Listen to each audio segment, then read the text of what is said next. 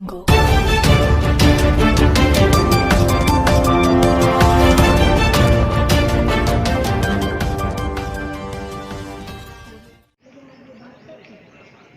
साकेत नगर में आज ये प्रोग्राम रखा गया है भारतीय जनता पार्टी मोदी सरकार के 1 वर्ष की उपलब्धि के पहल के तौर पर। ये ऐतिहासिक निर्णय है और ये पर्चा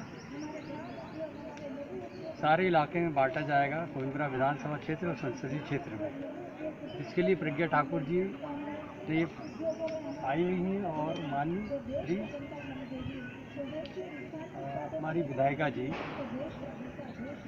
और वो इस पर्चे का वितरण करेंगे प्रज्ञा सिंह ठाकुर जी के साथ। धन्यवाद। आत्मनिर्भर भारत अब पूरे देश में यही चर्चा है। माननीय प्रधानमंत्री जी के 2.0 वर्ष हमारे लिए अतुलनीय है। माननीय मोदी जी ने जिस प्रकार से इस देश को पिछले 5 वर्षों में विकास के पथ पर लाया है, प्रगति के पथ पर लाया है, विश्व में पहचान बनाई है, स्वाभिमान भारत का बढ़ाया है, उसी क्रम में ये जो 1 वर्ष रहा,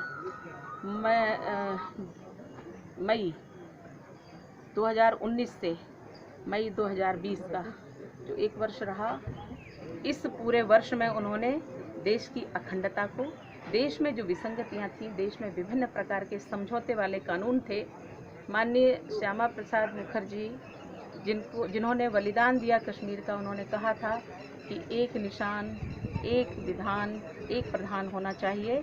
तो माननीय मोदी जी ने और माननीय अमित शाह जी ने और हम सब जो पूरा देशवासियों का एक मत था, वो सब इकट्ठा होकर संसद में पहुंचा। 370-35 से हटी और कश्मीर हमारा हुआ। पूरी तरह से जो वो लोग अलग करना चाहते थे, माननीय मोदी जी ने कह दिया कि देश की इंच मात्र भूमि भी हम किसी को नहीं देंगे। और 370 हटने के साथ ही 3 तलाक का कानून हटा, राम मंदिर बनेगा, बहुत से कानून संशोधन अधिनियम बना। ये सब करके माननीय मोदी जी ने बता दिया है कि ये भारत हमारा देश है, हम देशभक्त हैं और इस देश में प्रगति करने के साथ ही किसी भी प्रकार के देश के साथ समझौते नहीं चलेंगे। अच्छा, आत्मनिर्भर भारत की बात करें, आप किस तरह से अब लोगों को जागरूक करेंगे? मैं पूरी तरह से आत्मनिर्भर भारत कर ही आ रही हूँ। ये जो कोरोना संकट आया, इस कोरोना संकट में जहाँ विश्व में हाहाकार मच गया, भारत ने उस स्थिति को संभाला है। हमारा भारत निश्चित रूप से आयुर्वेदिक, प्रत्येक व्यक्ति आयुर्वेदिक औषधियाँ लेता है और इसलिए वो स्वस्थ है, स्वस्थ रहेगा। माननीय मोदी जी ने एक सूत्र में इस पूरा कोरोना संकट काल को व्यक्ति को बांधा है, चाहे वो घंटी बजाना हो, चाहे ताली बजाना हो और चाहे दीपक जलाना हो। ये सबको लेकर के सबके मत आ चुके हैं कि पूरा भारत एक है। और इसी के साथ इस कोरोना संकट के साथ ही ये कोरोना संकट भी हारेगा, यहाँ से जाएगा और आत्मनिर्भर भारत बनेगा। मोदी जी ने जो ये पहल की है कि आत्मनिर्भर भारत यहाँ का यहाँ ही, स्वदेशी, स्वाभिमानी, स्वावलंबी और आत्मनिर्भर भारत बनेगा। इसके लिए पूरे लोकसभा से मैं, विधानसभा से माननीय कृष्णा जी, हम सब लोग एक साथ मिलकर यहाँ, लेकिन पूरे भारतीय जनता पार्टी पूरे भोपाल में एक साथ उद्घाटन कर रही है इस कार्यक्रम के, आत्मनिर्भर भारत।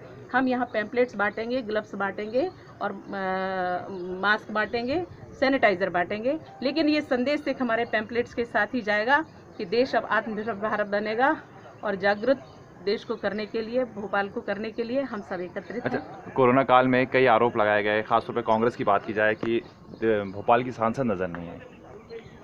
ये इनकी बहुत ही छोटी मानसिकता है। कांग्रेस ने जो मुझे टॉर्चर किया है उन 9 वर्षों में, उनके कारण मेरी तकलीफ़ें उभरती रहती हैं। अभी तो सिर में हमारे बहुत ज़्यादा तकलीफ़ है अंदर, और आप देख भी रहे होंगे मैं पूरी सूजन है मुझे और मैं बिस्तर से ही उठ करके आई हूँ अभी भी, परंतु मैंने काम बंद नहीं किया। एक भी कांग्रेसी का बता दीजिए आप कि उसने हेल्पलाइन नंबर दिया हो। मैं दिल्ली में थी, इलाज करवा रही थी, लेकिन मैंने हेल्पलाइन नंबर दिया और 24 घंटे चलता था और उसके द्वारा हमारे यहाँ प्रतिनिधि हैं, हमारे यहाँ कार्यकर्ता है, हर कार्यकर्ता हमारा प्रतिनिधि है, उनके द्वारा हम काम करते थे इनके तो काम दिखते नहीं, ये सिर्फ गाते हैं, गाल पीटते हैं। हम गाते नहीं, हम सन्यासी हैं, हम और भारतीय जनता पार्टी के कार्यकर्ता हैं, इसलिए हम गाते नहीं हैं, हम बोलते नहीं हैं, काम करते हैं जो मनुष्य की आवश्यकता है। संकट काल में सहयोग की आवश्यकता होती है, बोलने की नहीं। और जो विपरीत परिस्थिति, जो देश के संकट काल में ये राहुल गांधी जैसे लोग देश के संकट काल में अपने ही देश के प्रधानमंत्री पर प्रश्न चिन्ह खड़ा कर रहे हैं, ऐसे देशद्रोहियों, ऐसे जो कांग्रेसी जिनकी देशद्रोही की मानसिकता है, इनसे हम उबर नहीं पाते हैं, क्योंकि हमारे देश को हमारे ही लोगों से घात है। कैसे कहें हम इनको, जो दो देशों की नागरिकता लिया है, इनकी निष्ठा पर हमें प्रश्न चिन्ह खड़ा करना चाहिए। ये अंतिम सवाल, चाइना को लेकर क्या कहना चाहेंगे, जिस प्रकार से हमारे सैनिकों के साथ व्यवहार किया है? सैनिकों ने लड़ते हुए, संघर्ष करते हुए, देश की रक्षा करते हुए जिस प्रकार से बलिदान दिया है, हम उनको शत शत नमन करते हैं। उनके परिवार को शत शत नमन करते हैं। उनके परिवार के लिए हमारी पूरी तरह से वीरोचित संवेदनाएं उनके साथ हैं, क्योंकि उन्होंने एक वीर पुत्र को जन्म दिया जो भारत माता के लिए समर्पित हुआ है। हम सब उनके साथ हैं। पूरा देश मिलकर के ऐसे दुश्मनों का सामना करेगा जो सीमा पर हैं। उन सब सीमा के जवानों के लिए हम सबका साथ है। आवश्यकता लगी तो कंधे से कंधा मिला करके हम सब लड़ने को तैयार हैं।